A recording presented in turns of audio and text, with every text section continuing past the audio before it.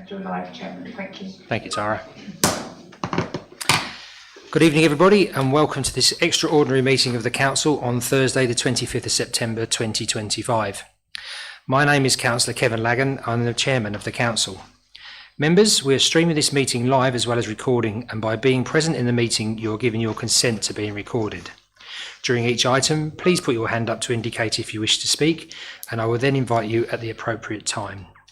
Could I ask members, as normal, to avoid approaching the top desk because it interferes with the live stream? And please note that the YouTube live stream sound recording is dependent on the correct use of microphones. Therefore, can I ask that when invited to speak, you remember to turn on your microphone and turn it off when finished. Please reference a page or paragraph number when referring to the agenda papers and keep your contributions as clear and concise as possible, please. And it's especially specifically to the agenda item, please. We don't have any fire alarms due for testing today, so if the fire alarm goes off, can we please exit by one of the two exit points in the chamber and muster in the green area outside of the police station. Thank you. Clerk, may I have the apologies for absence, please? Agenda item 2. Thank you, Chairman. Apologies been received from Councillor Brown, Councillor Burwood and Councillor White. Thank you, Chairman. Thank you. Councillor Stamp, thank you. Yes, thank you, Chairman. Councillor Vanessa Bell can no longer attend. Thank you. Thank you very much indeed for letting us know. Thank you. Excuse me, Councillor Morgan. And Councillor Morgan there, Tara, as well, please. Thank you, Chairman. Councillor Councillor Morgan. Lovely. We move on to agenda item 3, which is minutes of the council, and it is recommended that the minutes of the council meeting held on the 10th of July 2025, which is found in your agenda papers 5 to 20, are approved as a true and accurate record. I so move. Do I have a seconder? Thank you, Councillor Pratt. Members, any comments on the item? No. Okay, can we agree that by assent then, please, everyone? Thank you very much indeed. We then move on to agenda item 4. This is the minutes of the 7th of August 2024, and it is recommended that the minutes of the extraordinary meeting held on the 7th of August 2025, which is found on pages 21 to 26, are approved as a true and accurate record. I so move. Do I have a seconder? Thank you, Councillor Siddle. Members, any points, any comments? Brilliant. Therefore, should we agree by assent? Thank you very much indeed. Number 5, which is, as usual, declarations of interest, and this is to disclose the existence and nature of any disclosable pecuniary interests, other registrable interests and non-registrable interests relating to the items of business on the agenda, having regard to paragraph 9 and appendix B of the Code of Conduct for members. And again, members are reminded that you need to raise it at any point throughout the meeting, should you be aware. Thank you. Number 6 is public questions. Tara, do we have any questions from the public, please? No, Chairman, we haven't received any questions for tonight. Thank you. Lovely, thank you very much indeed. Agenda item 7, which is Chairman's announcements. I've got a couple of 3 here. As usual, members and officers, I'm suspending the requirement to stand under 4.8.3 of the Constitution, so please stand if you wish, but sit down, whatever's more comfortable for you. And I had a meeting this week with Diane Gilson from Epping Forest District Council, and it was about youth councils and youth parliaments across Essex, which is something that I think we've lacked in the past. And although it's probably too late for us as a district council to go down that route, I think it's certainly something that we should champion, maybe a youth conference or something as a district council, because I found her advice absolutely inspiring.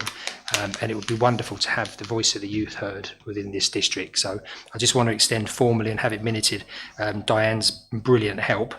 I also attended a service at All Saints Church for the Royal British Legion for a standard, which was dedicated, which was very, very important and very moving. And also had a tour of the crematorium. And David Loutfoot, who's the manager there, and I just want to go and extend his say thanks to him formally for his time and care. It was a very, very enlightening moment, and on behalf of the council, I thank him sincerely. It was a very unusual visit, but very worthwhile. So it's beautifully designed. So we move on to agenda item 8, which is the minute book, and this is to consider any recommendations brought forth for committees as detailed on the agenda. And we move to 8A, which is Councillor Fluker. My apologies. Chairman, I beg your pardon, but I think under the circumstances and bearing in mind how long Brian Beale served on this council. I really do think, Chairman, that we should be given a few moments to reflect on his memory and the time he paid on this council. Thank you. I don't disagree. I was going to do that at the very end of the meeting, actually. There is a protocol. There is a protocol, and we do it at the very end of the meeting. Thank you. I'll move that under Rule 22. Thank you very much indeed. So we move to the minute book, which is 8A, Strategy and Resources Committee. So we move to the minutes of the Strategy and Resources Committee held on the 24th of July 2025, and I call on Councillor John Driver to present them, please. Councillor Driver. Thank you, Chair. So I bring before you recommendations from minute number 180, Building Control Policy 2025 to 2028. The recommendation is this. Little 1, that the Building Control Policy and Procedure 2025 to 28 attached at Appendix 1 be approved. This appendix is in the Strategy and Resources minutes. And little 2, that the Assistant Director Planning and Implementation be granted delegated powers to amend the Building Control Policy and Procedures 25 to 28 in consultation with the Building Control Team Manager as and when required to ensure they remain up to date and functional, and any changes are reported to Strategy and Resources Committee for noting. I so move. Do I have a seconder? Thank you. That's Councillor Stilts, seconded. Members, any comments, any points? We can agree those by assent? Agreed. Thank you very much indeed. Councillor Driver. And I move on to the minute number 181, Revised Health and Safety Policy Statement of Intent. This is a resubmission. The recommendations are these. Little 1, that subject to the amendments detailed in the minutes of the Strategy and Resources Committee, the revised health and safety policy attached as Appendix 2 and statement of intent be adopted. Little 2, that the roles and responsibilities of the leader of the council, committee members and key staff be noted. And little 3, that the annual review period also be noted. I so move. Do I have a second? Again, Councillor Stilts, second that. Members, before we move on to agree, Councillor Burrell-Cook, please. Thank you, Chair. I just have some typos in the policy document just to raise, and also one thing that was raised previously. Page 40, third line, the actual terminology so far is as reasonably practicable. That is a legal term, and that the is missing from that line. Page 46, and the second bullet point from the bottom, to report notable accidents, diseases and dangerous occurrences to the Health and Safety Executive, we should really mention RIDOR in brackets, because that is the reporting mechanism for that. 51, page 51, the second paragraph under unacceptable behaviour, there is a typo, impact S mental health, that needs to be corrected. And then page 53, mobile and home working, last sentence, there is again a typo there, always, and then some words that aren't quite correct. So I just want to raise those points if I can. No, you certainly can. Thank you. Tara, did you note those? Yes, Chairman, I've got those. Thank you very much. So make sure they're updated. Lovely. But with those updates, members, are we happy to agree these by assent? Agreed. Thank you very much indeed. We move on to agenda item 9, which is minutes of the meeting of the council. There's quite a few. Do you want me to read those out, or can we agree those by assent? Agreed. I think it's agreed by assent. Thank you, members, because there's a considerable amount, and they are published there in the public domain. Number 10, agenda item 10, which is questions in accordance with procedure rule 6, of which notice has been given. There are none, I've been informed. And we move on to agenda item 11, which is making of the neighbourhood plan. Making the neighbourhood plan, which is found on pages 57 to 240. I'm not quite sure who's presenting this, Chief Executive. Is it Ms Staple? Yep. Okay. Louise, please. Thank you. Thank you, Chair. The report is to seek agreement that the Council formally makes the Mayland Neighbourhood Plan. On the 17th of June, Council approved the plan to go to referendum. This was held on the 31st of July, where 93% of the votes cast were in favour of the plan. As more than half of the votes cast were in favour, this meant the plan automatically became part of the development plan for the district immediately following the referendum. However, the council is still required by law to make the plan formally. Thank you, Chair. Thank you very much indeed, Ms Staplehurst. So we have a recommendation that the council makes the Mayland Neighbourhood Plan in accordance with section 38A(4) of the Planning Compulsory Purchase Act.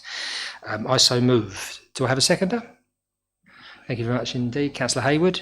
Members, any comments, any points to make? Councillor Stamp, thank you. I'd like to say well done. A lot of hard work went into that, and it's an excellent plan, and it's progressed a lot more since Burnham did the first one at this council. So well done. Thank you. Yeah, thank you very much indeed. Members, Councillor Hayward, thank you. I was just going to say, really, actually, yeah, we're really pleased in Mayland, obviously, for the result.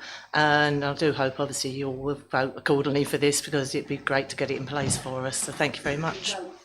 No.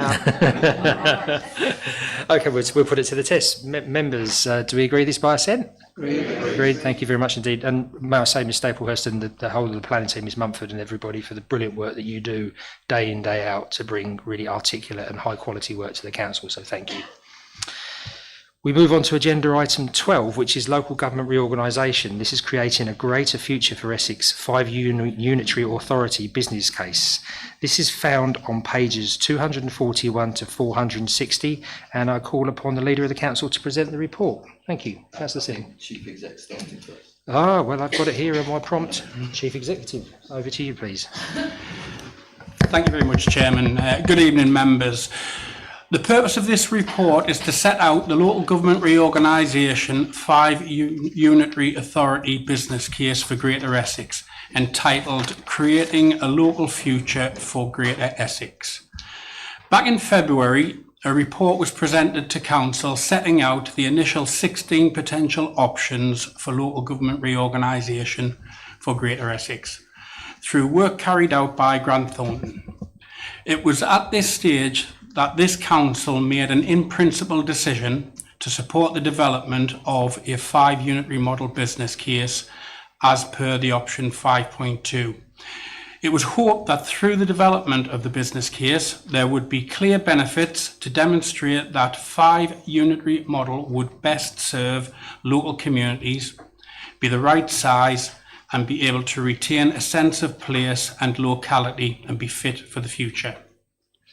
At the same time, there was a little uncertainty around the financial viability of a 5 unitary authority model, and officers set about undertaking detailed work to establish whether a 5 unitary authority model would or could be financially viable and sustainable.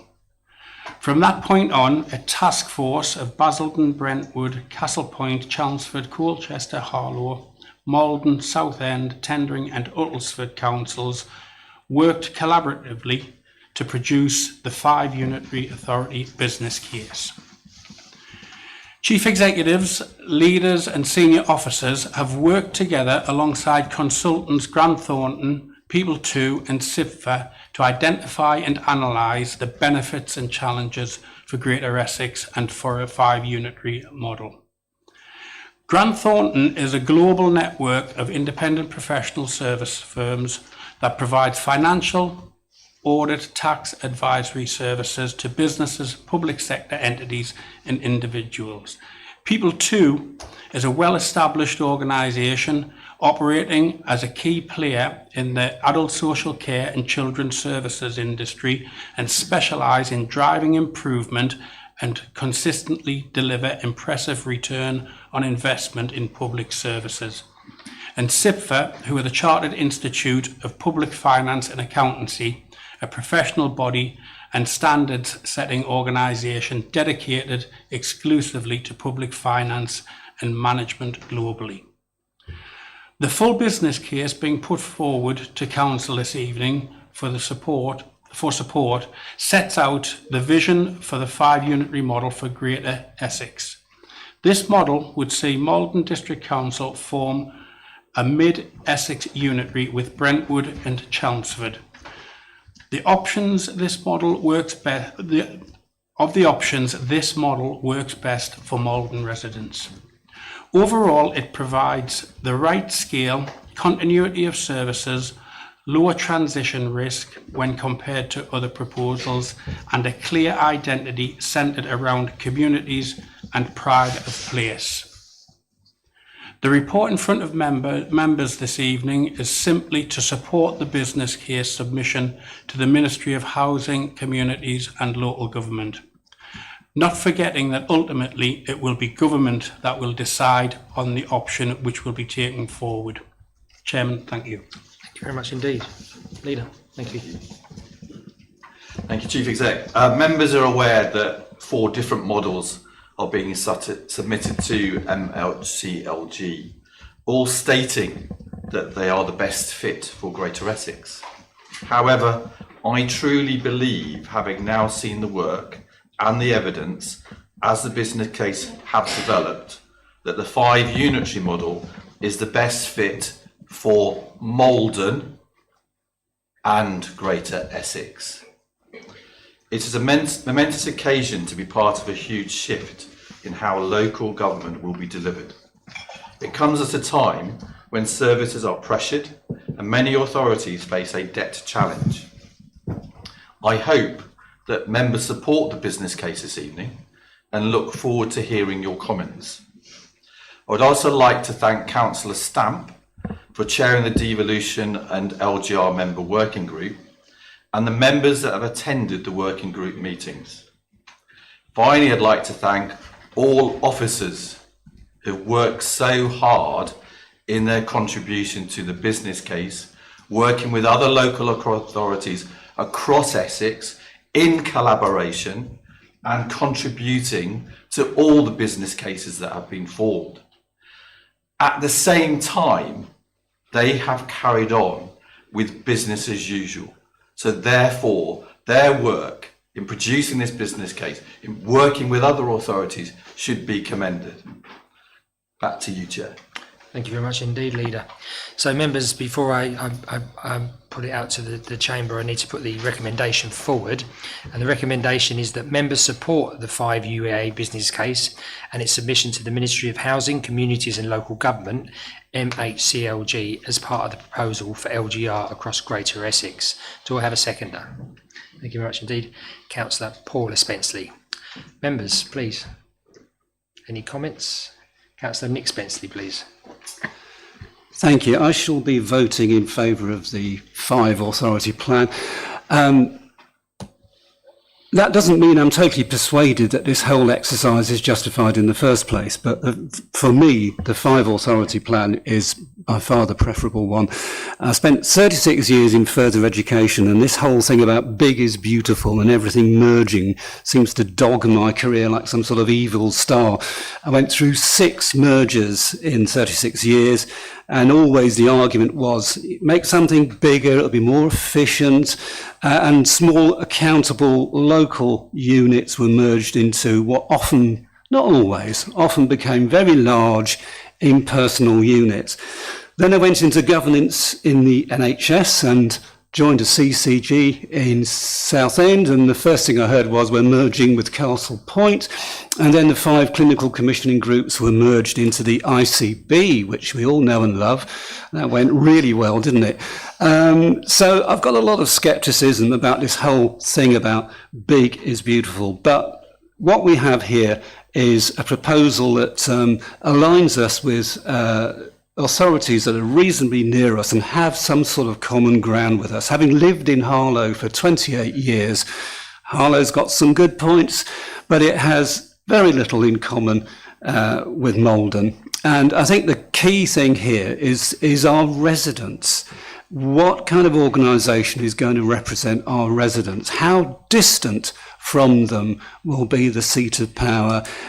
Who will be taking decisions, and how far away will those people be from what's actually happening on the ground? And what I don't want to see is the counter proposal, which is for 3 units, which would give us some enormous bloated behemoth that would let the people of Maldon down. So I will be voting for the 5 authority model, and I'd also like to ask for a recorded vote when it comes. Okay, is that recorded? Second that by Councillor Stamp, thank you. Any other members wish to speak? Councillor Fittock, thank you. Thank you, Chair. I mean, I see things along the same lines as Councillor Spencer. I mean, I've read so many documents from different sources on this matter, ranging from workforce planning to how Unison view it, from to sort of parliamentary views on post-implementation of unitaries. And there doesn't seem to be any conclusive evidence that bigger is better or smaller is better, because there is no real evidence that's been presented in terms of post-implementation analysis. So I'm really sort of cast my mind back to when I stood to be a district councillor. And one of the reasons that I stood, and I think many of the other members here probably had the same mantra, in as much as we wanted to ensure that housing growth was combined with infrastructure. But I think it's fair to say that that hasn't quite worked out as we planned, and that we are now facing a situation that we're going to have to resolve in the distant future after a unitary has been formed. So when I'm looking at our opportunities and risk, I'm looking at it and thinking, well, we know that we're going to have infrastructure deficits. Am I really going to want to be battling against the likes of Epping and Harlow for the resources that are available in Unitary? Or am I more comfortable with the fact that Chelmsford and Brentwood would see our needs in a more, shall we say, empathetic manner? So to me, the bigger picture of adult social care and all that type of stuff, that will be sorted out one way or another. And one thing I've learned through my career is that when you're embarking on a restructure, it's very important that the people you're restructuring buy into that. And it will seem to me from the evidence presented in terms of the people supporting the 5, that the district councils are very much committed to a 5 unitary model. That being the case, I think there's much more probability of success moving forward, because you've got that, if you like, commitment to succeed, than by having if you like, a model that's been imposed upon us in principle by a county council that are very much more departed away from the residents. And if we look at the benefits we've gained from the council over the year, they've tended towards where the masses are, i.e. the biggest populace. And I think that the larger the unitary, the more that's going to keep happening. So in a 3, I think we'll find ourselves at the end of the queue yet again. And I really don't think that's why I was elected by residents to stand for. And having spoken to residents, not just here, but when I'm playing golf and things like that, everybody seems to be erring more towards the 5 as far as public opinion is concerned that I've spoken to. So I'm very much behind the 5 model. Thank you. Thank you, Councillor Fittick. Any other members wish to speak? I was going to wait to the end, but I think it probably is the end. No other hands are up, Councillor Stamp. well, that's a disappointment, then, is Councillor it? Such a Siddle. big decision, Do and you nobody want to said give way, anything to Councillor speak. Siddle? Do you Oh no, want- go if you can go. I don't mind waiting. Okay. So I just want to back up what's already been said.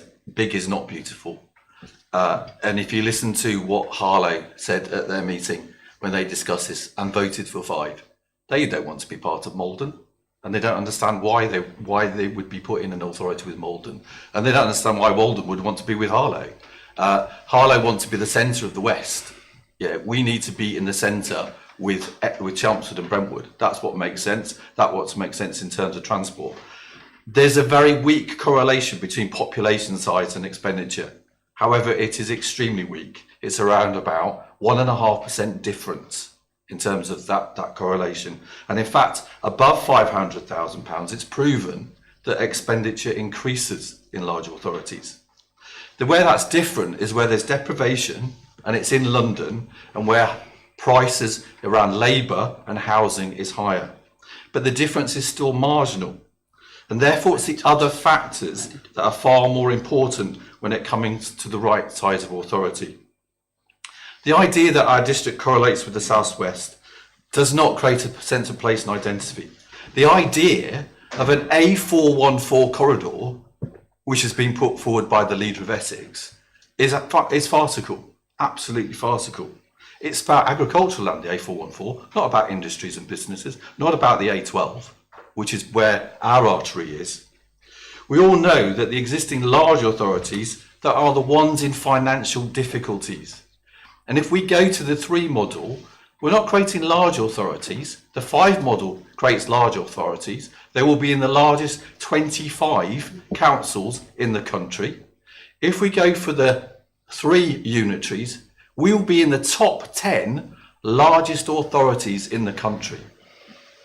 And the other ones are all cities, not huge geographical areas as well as huge populations. We need to ensure that Maldon District Council has got the opportunity to work with Brentwood and work with Chelmsford. Again, in terms of social care, the work by People 2 has shown that smaller authorities work much better in terms of social care. In fact, the ideal population around that is 250,000. So actually much smaller that we're aiming to create. If we want to meet the needs that the government has set out, then the 5 model is the right one. Thank you. Councillor Stamp, do you want to come? Thank you. Councillor Thompson. Thank you. Thank you, Chairman. I actually wasn't planning to speak tonight, but I wholeheartedly agree with all the previous speakers. And I have to say, I wasn't going to say much because for me, it's a complete no-brainer. I can't see any better option than the 5, although personally, I'd rather we left things alone. But that's not available to us. And I do think the 5 unitary model is the best one for Maldon and its residents. Thank you. Thank you. Councillor Pratt, please. Thank you, Chairman. There isn't a box that says none of the above, which was a super film. And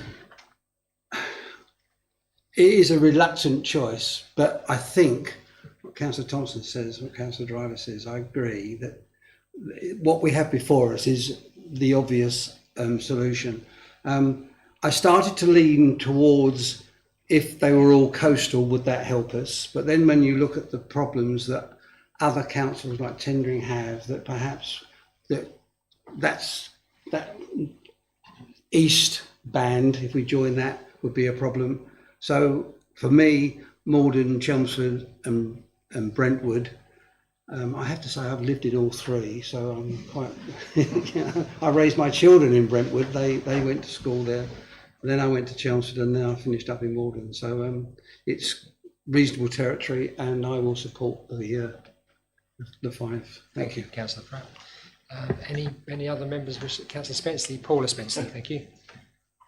Okay, so yeah, I agree with everything that's been said. I mean, one of the things that I would add to that is that for around a decade, I worked at Harlow College.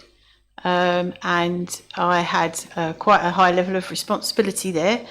And I know Harlow really well, and I'm not going to say anything about Harlow that doesn't, because I was very passionate about that community when I worked there.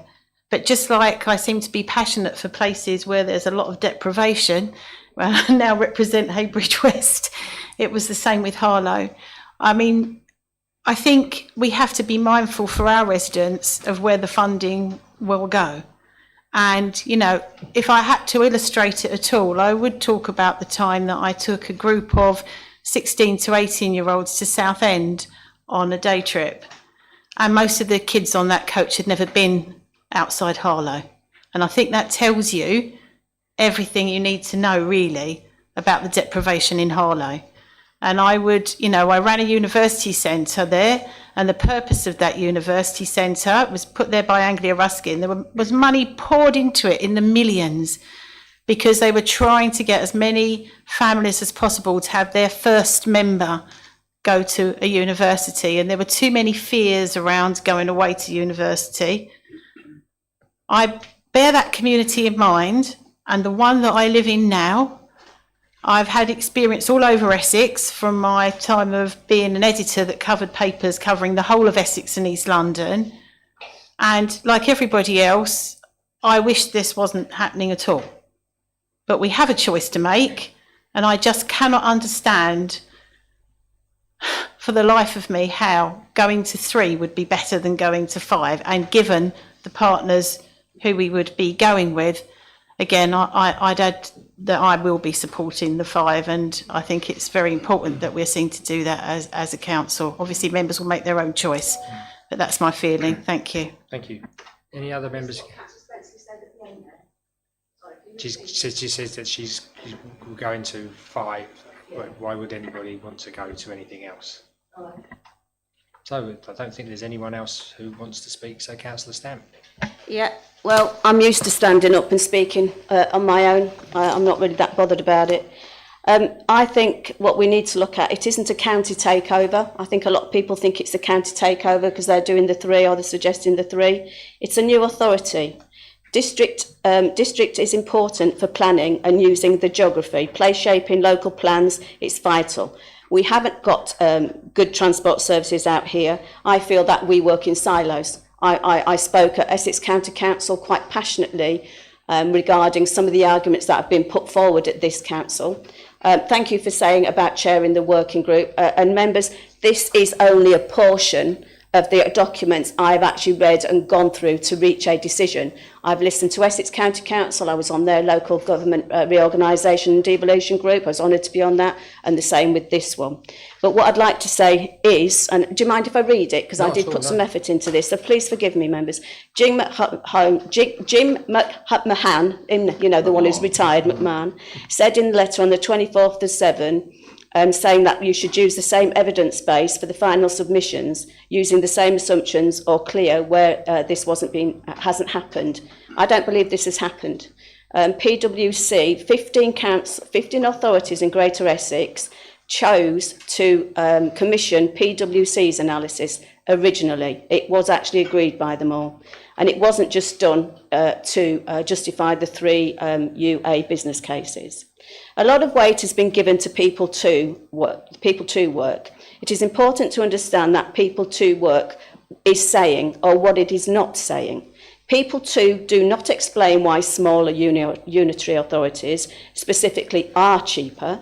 They set out general things that drive cost effectiveness in all authorities and say one of the biggest drivers is admissions to residential care. Now, nobody's mentioned that in this chamber tonight. Nobody's mentioned all the other areas of responsibility that when we go to Unitary, we will have to supply those services.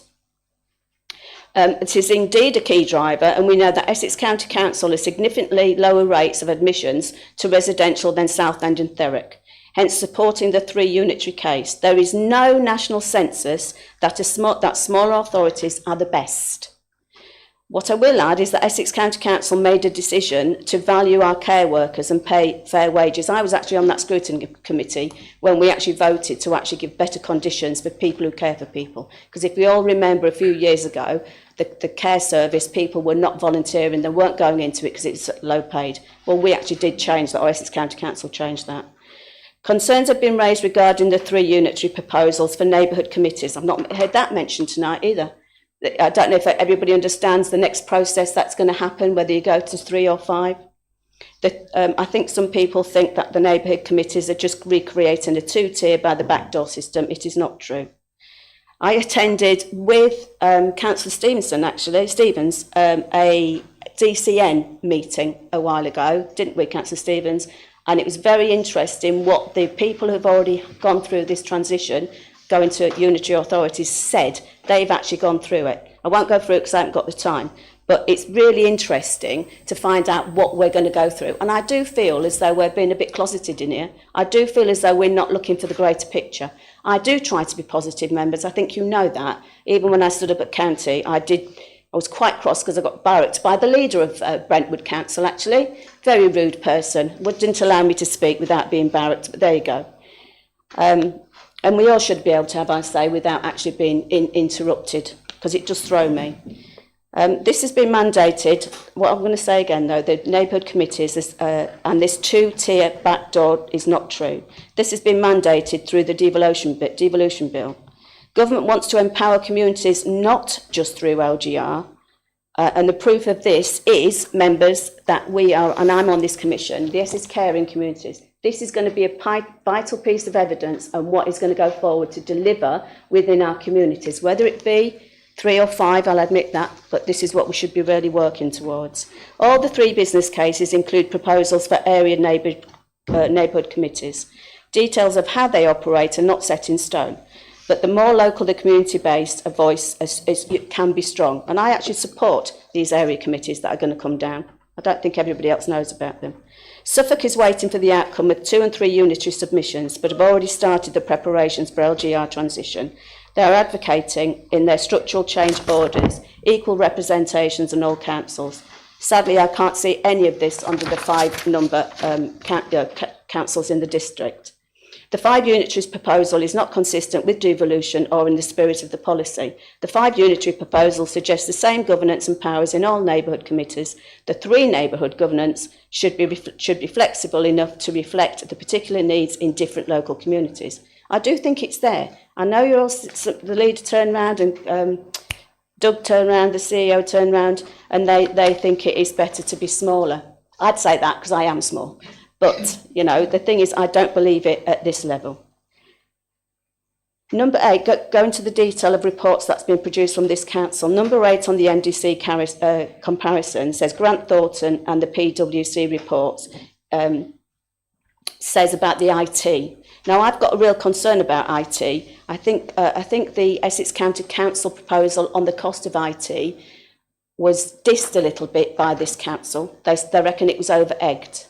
I actually raised this at a scrutiny committee on Monday because there's a new director of IT at county.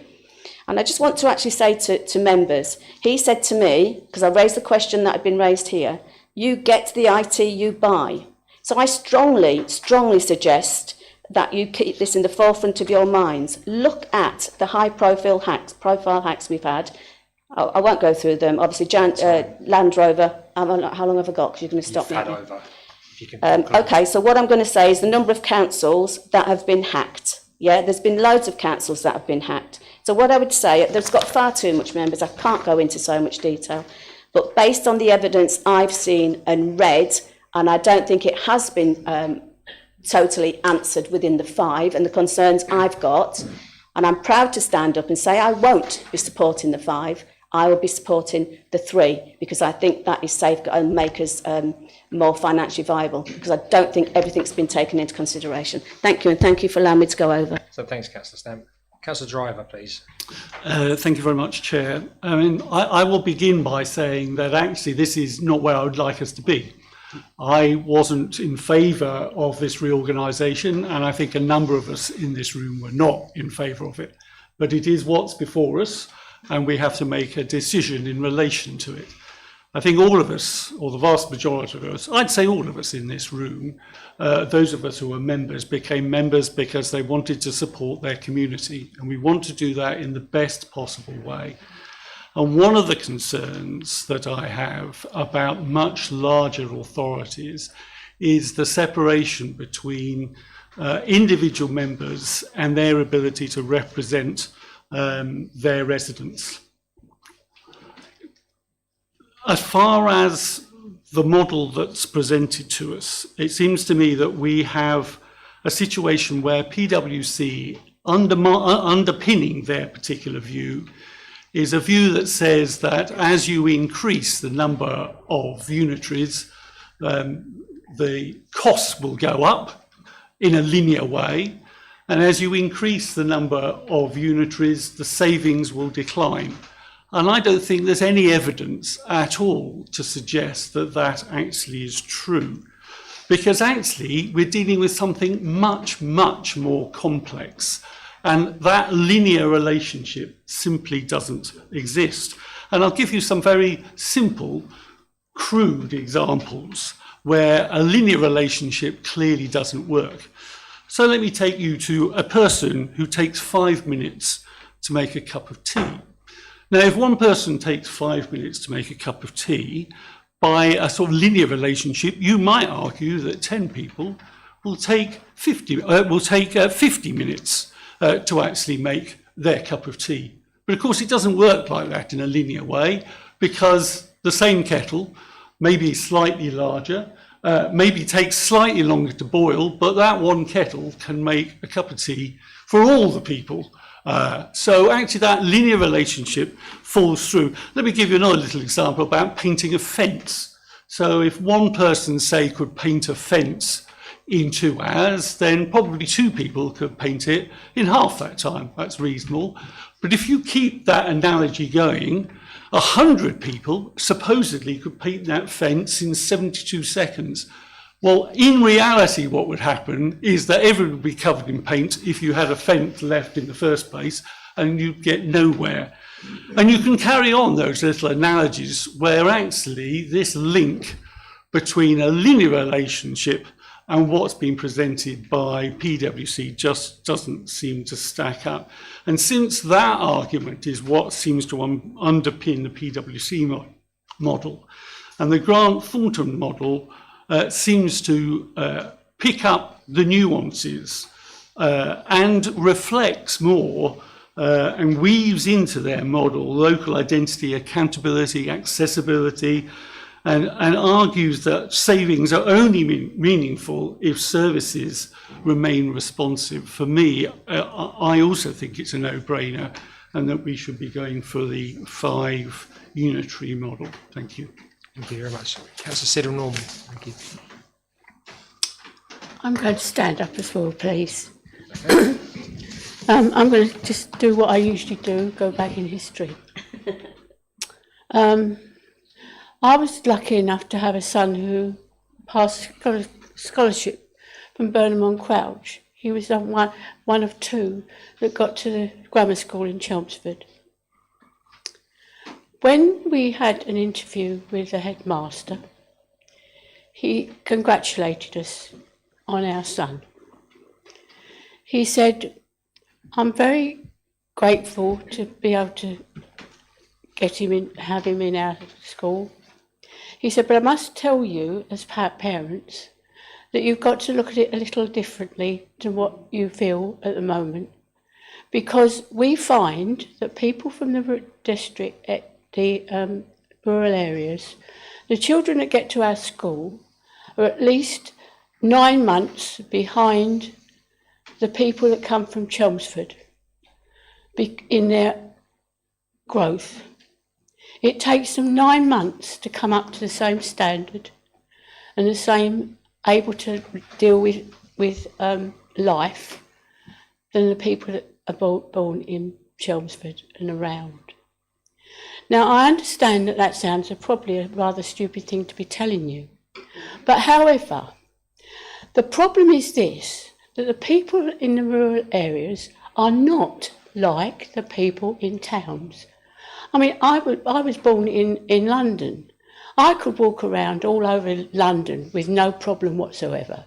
You brought somebody from Burnham-on-Crouch into the middle of London, it would take them at least 9 months to sort it all out. Now, what I'm saying to you is, what was said to me, that we really have, and I won't say who said this, we really have to have very good representatives of those 17 people that are going to represent us on this, whatever happens.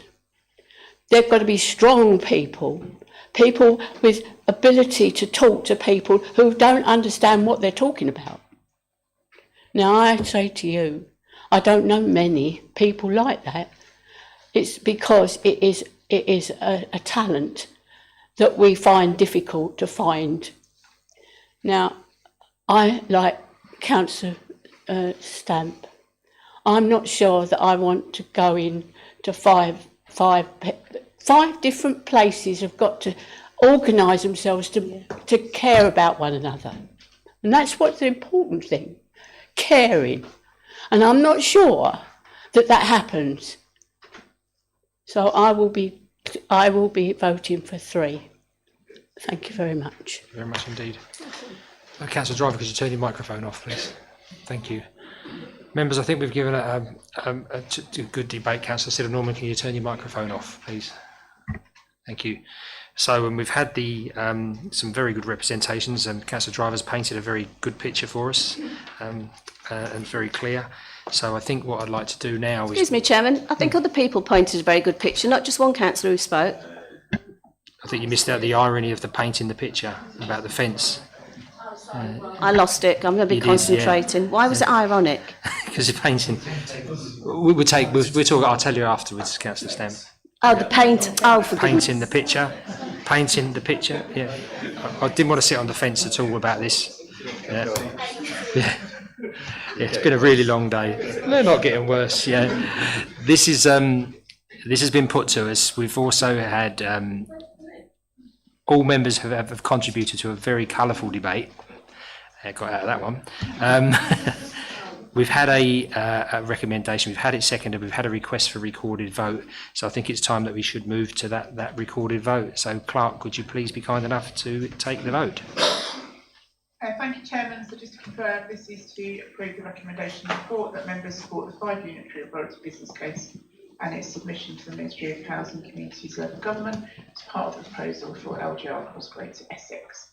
Members, if you could vote for, if you could advise for, against or abstain when I call your name, please. Starting with Councillor Bassinger. 4. Councillor Burrell-Cook. 4. Councillor Dodsley. 4.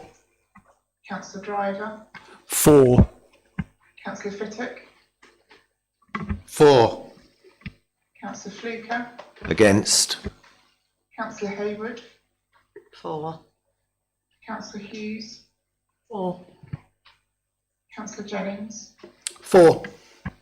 Councillor Lagan. Against, please, Tara. Councillor Lay. 4.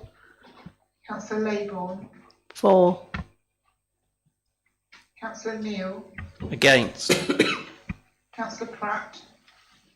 4. Councillor Siddle. 4. Councillor Siddle Norman. Against. Councillor Nick Spenceley. 4. Councillor Paula Spenceley. 4. Councillor Stamp. Against. Councillor Stevens. 4. Councillor Stilts. 4. Councillor Swindle. 4. Councillor Thompson. 4. Councillor Whiffin. 4. Chairman, the results of that are 19 for, 5 against and no abstentions. Thank you very much indeed, Clerk. So that's carried. Thank you very much indeed, members. We move to agenda item 13, which is questions to the Leader of the Council in accordance with Procedure Rule 1/3/M. Any questions for the Leader, members? Yeah, thank you indeed, Councillor Stamp. I'd like to ask the Leader, based on the, I didn't really get to say most of it about the concerns I have over the ICT. What can you tell members what concerns you have or have been raised regarding anecdotal evidence that authorities going through the LGR have seen an increase in cyber activity? Because there has been, because I did a little bit of research, so it has been. What measures are you suggesting to put in place to protect our residents? I know we have it here now, but going forward in your recommendation for 5. Thank you. Leader. Obviously, I'm not an expert on cyber attacks and ICT, and I would have thought no matter whether it was a 5 model or a 3 model, the threats would be the same. So I would hope that what we could get is, from our own IT department and organisation is we get a written response for that, because I'm not an expert on that, although I come from an IT background. I'm no longer an expert in terms of cyber attacks. I do my box fish. But yes, if we could get a written response for that particular question. I'd appreciate it because I think it's serious. Sure. Thank you. Thank you. Any other points, questions? Thank you very much. We move on to agenda item 14, which is other items of business that I decide are urgent. Well, these 2 items that I've got are not urgent, but they're really important. I think the first one is, as Councillor Fluker quite rightly said, the passing of Councillor Brian Beale, that we were all informed of. It was very, very sad news. Brian had been ill for some considerable time, and with respect, I want to ask Councillor Pratt in a moment just to say a few words about Brian's sort of final few months. I sit in this chair regularly and have the unfortunate task to bring to the chamber the news of a previous person who served on the council passing. Most people I didn't know, but I actually had the pleasure of serving and working with Brian.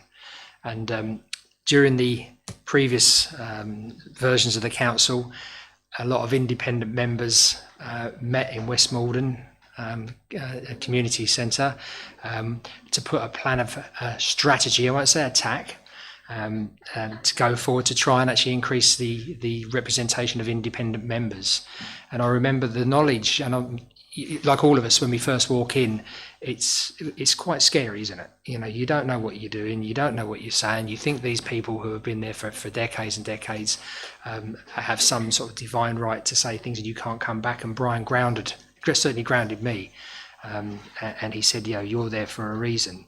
So the advice and guidance and the kindness and the bluntness as well, because I think those who did serve with him, either against, certainly did have a couple of truths. I think that's the right way to be told. So I'll always hold Brian with great affection and a great and high level of respect. And after we've spoken, what I'm going to ask us to do is just stand, if we can, and to have a moment's reflection on the life and the service that Brian gave. So, Councillor Pratt, would you mind? Yes, Brian sat there for as long as I've mentioned the pictures at the back, and other than Councillor Bass, Brian was here when I turned up for the second picture. But Brian had been here for sort of forever. He was here for 28 years, I think. And when I came, because we both came from Southminster, we got talking about Southminster. Brian knew everything about Southminster. He knew where the drains were, he knew where the cables were, he knew how the electric worked in the pavilion, the cricket club, the bowls club, the football club. He knew everything. And his life was in Southminster. Now, when I joined Maldon District Council, all these seats, bar Brian's seat, were Conservative. But Brian had an independent view, and he made his independent view very strongly heard, and he stood up for his residents of Southminster. And I had a great deal of admiration for him. And through all those years, a really good friendship grew. He would spend Christmas with us because he had no family. When he lost his mum, he virtually lost everything he knew.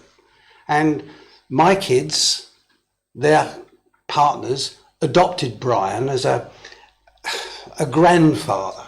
And I don't know if people know, but he was born 1941, but on Christmas Eve. And a few days before, his mum had heard, just before his second birthday, his mum had heard that her husband had been killed in Monte Cassino. And Brian's birthday was always a reminder of that telegram. When he lost his mum, we said, you can't have your birthday on the 24th of December. It just doesn't work. We're rushing around like madness, trying to find wrapping paper, trying to find sellotape. The last thing we can do is have a birthday. So we chose, as our family, to have a garden party in my garden on the 24th of June. And he had an official birthday. And my kids would turn up. They didn't spend more than a couple of quid. And they'd wrap something up, and Brian would open absolutely stupid presents. But he just said how wonderful it was to be involved in a family again, because he had really missed it. Over the last when he broke his first hip, he just went down, and then he broke it again, and then he was bedridden, and his life was in his front room, where he toileted, he washed, he slept, he watched the television, and it was a very sad ending.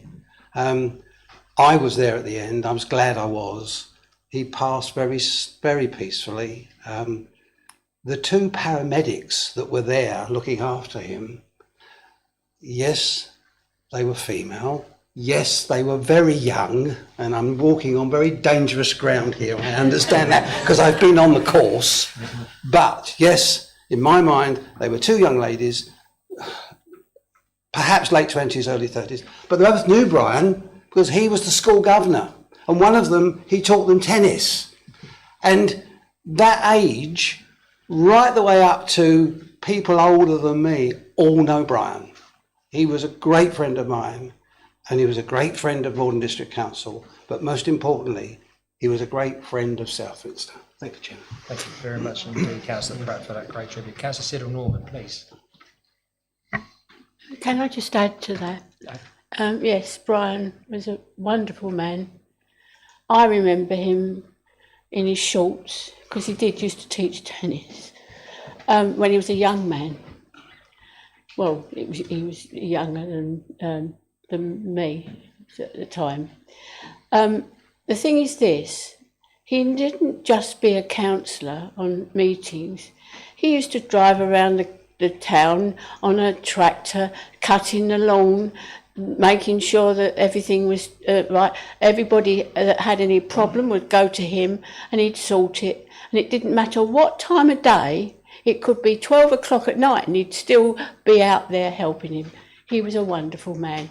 And I sat just behind him for several years, and he was very, very polite and always a complete gentleman. Thank you. Thank you, Councillor Sidnall. Would anybody else like to add any words? Councillor Stilts, thank you. Thank you. I also knew Brian quite well.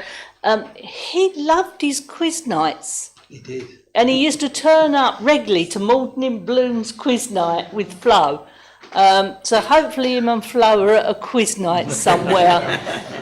But I also remember when the torch come through Maldon, Brian paid for a minibus to bring people. Oh, he didn't. It was a double-decker coach. Oh, it's double-decker coach. Yeah, to bring people from Southminster to Maldon to see that torch going through. And that was the sort of man Brian was. It was. Thank you very much indeed. Councillor Fluker. Chairman, I mean, I was Brian's joint ward member for 8 years, I think, and I've known Brian for about 40 years, and it's very difficult to add any more than what's already been said. But Brian had two of the most unusual characteristics that you see together in the same person, and that was that he was incredibly cantankerous, but at the same time quite charming, and he used both of those qualities to great effect in this chamber.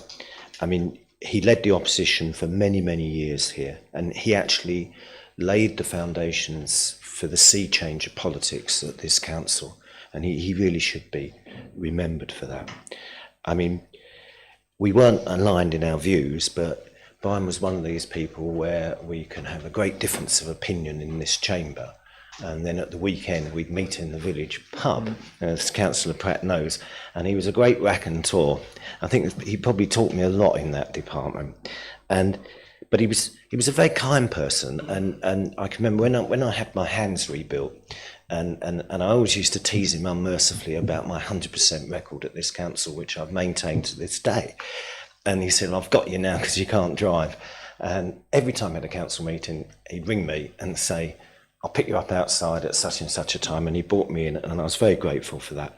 And the other thing that I don't think anyone's mentioned is the fact that everything he did was for Southminster, for the people of Southminster, and he looked after those interests in this chamber. And as a result of all of that hard work, he was awarded the MBE, and I think for him and his mother, that was an absolute wonderful thing. But Brian had a wicked sense of humour, and I know Brian will be watching me now and saying, "Look, this is very nice, Fluker, but you're going to have to add something on the end and cheer everybody up," because Brian was a very cheery person. And he introduced me, Chairman, to something called Chamber Bingo. And the whole idea of Chamber Bingo was, Brian would say to me, "I bet you can't say that word during a debate." And he one night, for some unknown reason, he said to me, "I bet you a fiver you can't use the word dogging in the chamber." And this was typical of Brian. And he said, "I'm not going to shake your hand until you show me my fiver." So anyway, we showed each other our £5 notes, and there was a debate, I think, on the waste contract. And during the great debate that followed, I stood up and said, "There's lots of issues in Southminster, and there's a dog in Southminster that always messes on the pavement." And with that, Brian stood up and handed me a £5 note in front of the Chief Executive, Fiona Marshall. And she said, "What's that all about?" And he said, "Don't ask, but he deserved it." And that's what Brian was like. And he will be enormously missed by the people of Southminster. And I do hope that as many of you as possible can come to his funeral service at St Leonard's Church on the 15th of October at 2 o'clock. I mean, he did an awful lot for Southminster and for this council. Thank you, Chairman. Thank you very much indeed, Councillor Fluker. So members, with those tributes, I'd invite everybody to stand and just have a thought to remember Brian and celebrate his life. Thank you.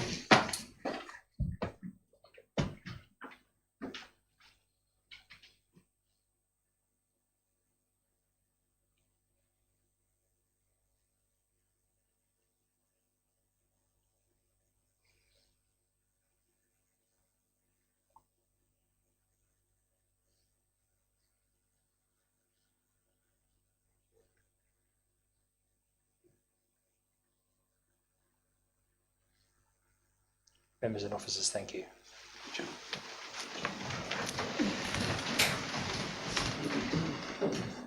The final piece of business I've got is another announcement and in some way or another goodbye. And I mean, members, this evening marks Paul Dodson's final council meeting.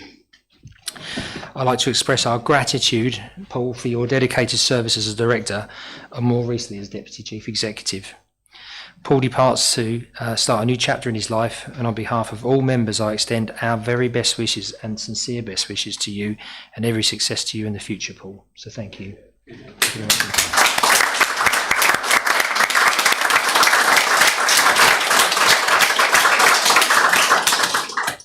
Councillor Stamp.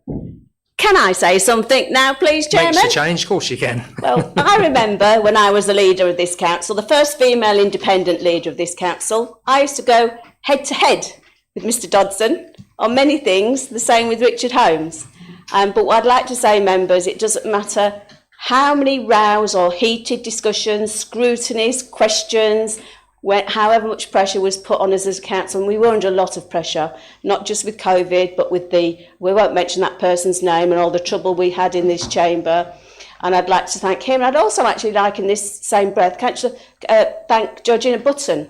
She was also there when it was very, very difficult, as long as some other senior members of this council. But I would like to say thank you. I will miss being a pain with you, because you've always been very patient with me, no matter how off the wall I've been, and members are getting used to me. Sometimes I do go off the wall, and especially on a tangent. And I would like to thank you wholeheartedly for everything you've done, because you have gone in different directorates. You did come in under the, I'm going to get it wrong now, not the service, the other one, strategy. And you did so much work to put this council back on track, because it didn't have those policies. And you had Georgina as your right-wing woman, and she did certainly a lot of work with you and that team. So I think we do need to thank you. I think I would certainly miss your input. It's no secret, I think it's the wrong time that we should be doing what we're doing at this council going forward. But it is what it is, and we are where we are, which seems to be the mantra of this council at the moment. Proof will be in the eating of the pudding, or whatever that saying is. But yeah, I'd like to thank you, and I wish you all the best, as long as I think, along with a lot of the other members who've had the pleasure of working with you. Thank you. That's Councillor Stamp. Councillor Siddle. Thank you, Chair. Again, I would like to wish the best to Paul. Paul and I think we bonded very early on at a meeting about a month after I got elected, and it was a working group meeting, and Councillor Fluke and I had a disagreement at that particular meeting over a particular issue, and I backed the officers. And I remember Paul's look at that particular time in terms of that situation. Soon after that, I think it was I can't remember what committee it was. And again, we had a bit of a challenge with both myself and Paul and Richard Holmes during a meeting. And after the meeting, Paul and Richard were waiting for me outside on the stairs, and they turned around to me and then, "Are you all right?" And I said, "Yes, of course I'm all right. That's what this should be about healthy debate, healthy challenge." And that's one of the things that I've always felt with Paul, that we've had really healthy challenge, and we've developed a fantastic relationship. Yeah, we've like Wendy, I think there's been times when we've challenged each other and we've been in opposition, but we've worked together. And those first year or so when I became leader, I wouldn't have been able to do it without Paul and Richard Holmes, and I really want to thank them for the support, and I really want to wish Paul all the very best for the future in all the things that he does. Yeah, well done. Thank you very much indeed. So, thank you. Chairman, does Paul want to speak? I'm sure he's got a very long and detailed speech by the look on his face there, hasn't he? Chairman, he's been quiet recently. I think you should stand up and say what you want, but be careful. Yeah, it'd be nice if you're up for it. Yeah. I've not really got a great deal to say. I want to say thank you for all those kind words. It's much appreciated. I've enjoyed my time here. I've been here 8 years and it's flown by. And we've had our challenges. You know, there's the things that Wendy alluded to, the challenge of COVID. And I think that's probably, in many ways, the high point of my time at the council. The way as a council we dealt with the COVID pandemic, the support we gave to the district, the fact we opened a vaccination centre within the offices that served thousands of people, and we had one of the highest vaccination rates, the quickest across the whole of the county. And I think this council's been great when it's had those challenges and risen to them.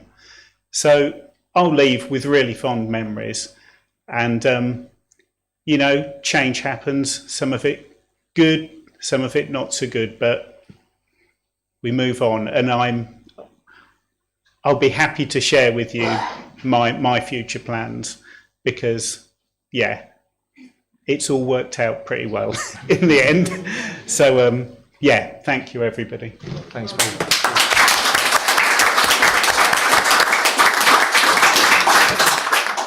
So, members, we move to the agenda item 15, which is closure of the meeting. So thanks for your contributions, debate and points of view this evening. I'm going to draw the meeting to a close at 20:36, and please travel home safely. Thank you. Thank you, sir.